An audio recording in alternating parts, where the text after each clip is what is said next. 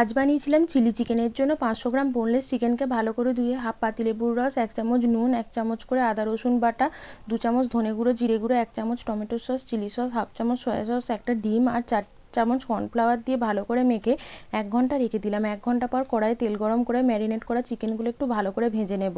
এরপর গ্রেভির জন্য দুটো পেঁয়াজ ক্যাপসিকামকে বড় বড় করে টুকরো করে কেটে নেবো। এরপর আদা রসুন কুচিও কেটে নেবো।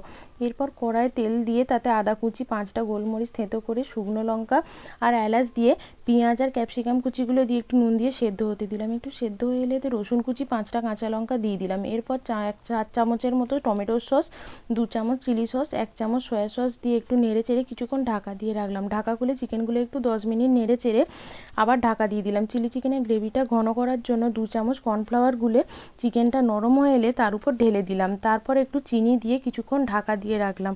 ঢাকাটা খুলতেই আমার রেডি হয়ে গেল বাঙালি স্টাইলের চিলি চিকেন।